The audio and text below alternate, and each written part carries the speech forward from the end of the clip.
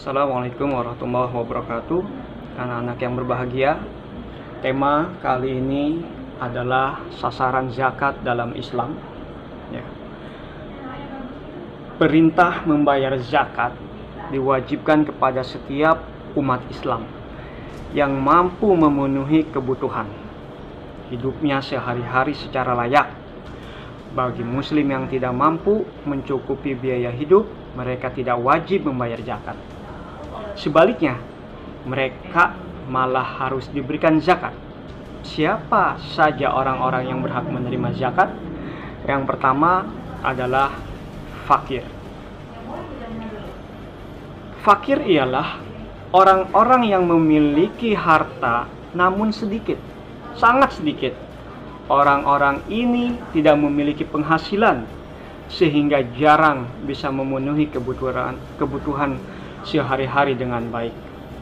Yang kedua adalah miskin. Di atas fakir ada orang-orang yang disebut miskin. Mereka adalah orang-orang yang memiliki harta namun juga sangat sedikit. Penghasilannya sehari-hari hanya cukup untuk memenuhi makan, hanya cukup untuk memenuhi minum dan tidak lebih daripada itu. Dalam surah Az-Zariyat ayat 19 ada dua istilah kata, yaitu as-sa'il dan al-mahrum. Bukan al-marhum, tapi al-mahrum. As-sa'il itu adalah orang miskin yang mau meminta-minta. Sedangkan al-mahrum adalah orang miskin yang masih malu atau malu untuk meminta.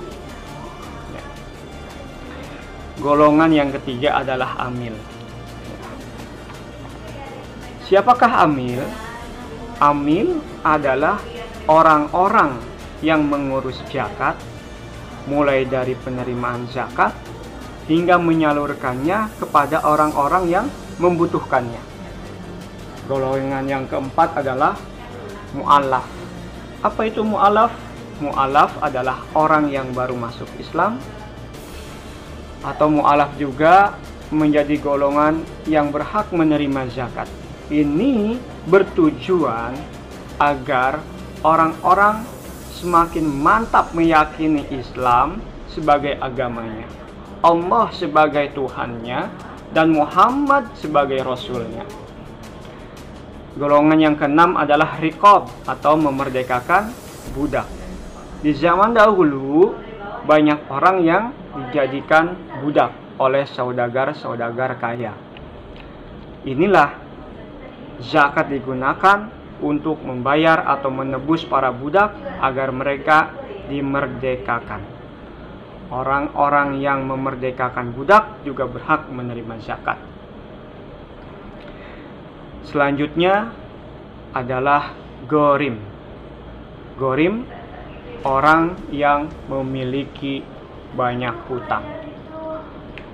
Orang yang memiliki hutang berhak menerima zakat. Namun, orang-orang yang berhutang untuk kepentingan maksiat seperti judi dan berhutang demi memulai bisnis lalu bangkrut, hak mereka untuk mendapat zakat akan gugur. Selanjutnya adalah fisabilillah. Golongan ini adalah segala sesuatu yang bertujuan untuk kepentingan di jalan Allah. Misal, pengembangan pendidikan, dakwah, kesehatan, panti asuhan, madrasah diniyah, dan masih banyak lagi, masjid bahkan. Kemudian yang terakhir adalah golongan yang berhak menerima zakat adalah Ibnu Sabil. Ibnu Sabil disebut juga sebagai musafir atau orang-orang yang sedang melakukan perjalanan jauh, termasuk pekerja dan pelajar yang berada di tanah perantauan. Jadi kesimpulannya adalah 8 asnaf orang-orang yang berhak menerima zakat adalah fakir, miskin, amil, mu'alaf, rikob atau memerdekakan budak, gorim, orang yang berhutang, fisabilillah, dan terakhir ibnu sabil. Jazakumullah khairan. Assalamualaikum warahmatullahi wabarakatuh.